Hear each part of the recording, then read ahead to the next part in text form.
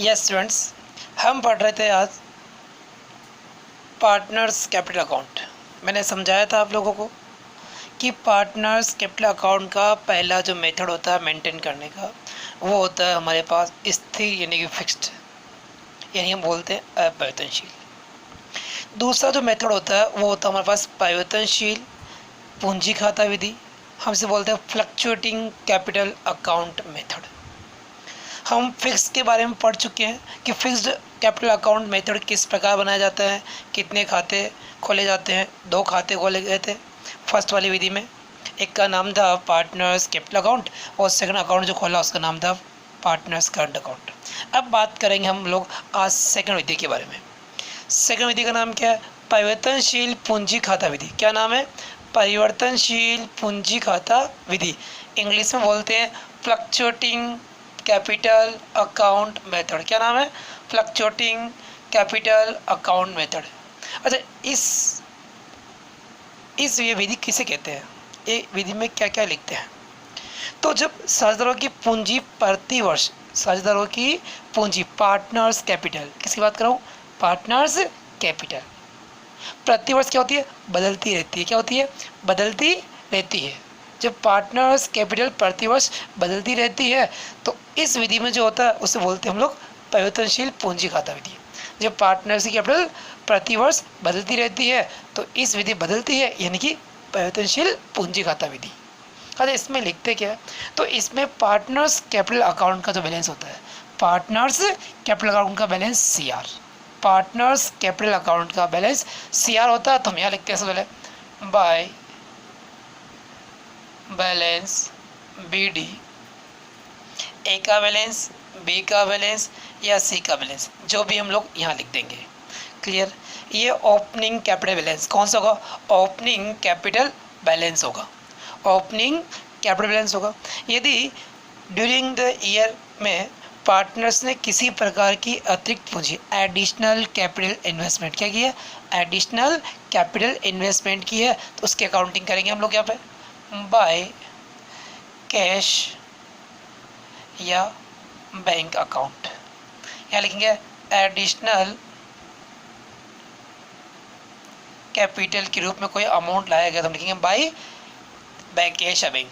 यदि इन्वेस्टमेंट किया गया जिस पार्टनर से किया उसके कॉलम में अमाउंट लिख दी जाएगी। यदि पार्टनर्स ने ड्यूरिंग द ईयर ड्राइंग्स किया, वर्ष के दौरान आहरण किया है, तो आहरण की अकाउंटिंग ये हो जाएगी टू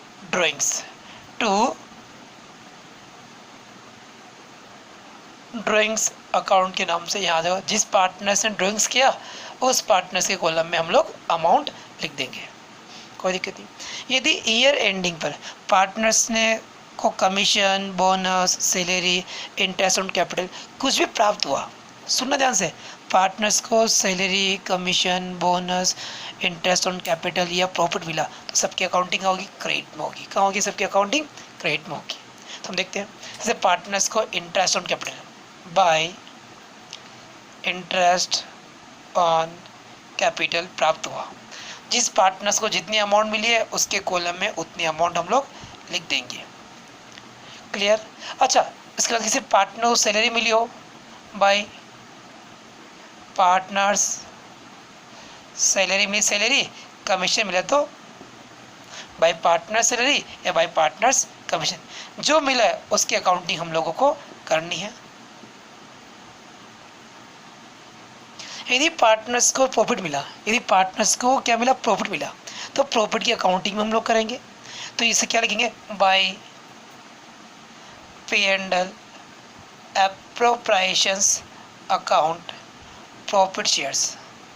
प्रॉफिट का जो शेयर्स है पार्टनर्स का, वो जिसका शेयर्स जितनी अमाउंट है इस कॉलम में लिख दिया जाएगा। यदि पार्टनर्स को प्रॉफिट के बजाय ड्राइंग्स किया हो, ड्राइंग्स पे क्या इंटरेस्ट चार्ज किया गया हो, क्या किया गया हो, तो हम यहाँ अकाउंटिंग करेंगे टू इंटरेस्ट ऑन ड्राइंग्स। जितना इंटरेस्ट बनता है पार्टनर्स का उतना हम पार्टनर्स के कॉलम में लिख देंगे। यदि पार्टनर्स को प्रॉफिट के बजाय क्या लॉस मिला हो, यदि पार्टनर्स को प्रॉफिट के बजाय लॉस मिला हो तो हम लिखेंगे यहाँ पे to P&L appropriations account loss में जो भी शेयर्स आया इसको, वो शेयर को हम लोग क्या करेंगे, लिख देंगे। तो यानी कि हम लोगों ने क्या लिखा, सबसे पहले ओपनिंग कैपिटल लिखी, फिर हमने क्या लिखा, एडिशनल कैपिटल लिखी, फिर हमने लिखा पार्टनर्स इंटरेस्ट ऑन कैपिटल, फिर लिखा हमने पार्टनर्स कमीशन, और फिर लिखा हमने प्रॉफिट का हिस्सा, राइट।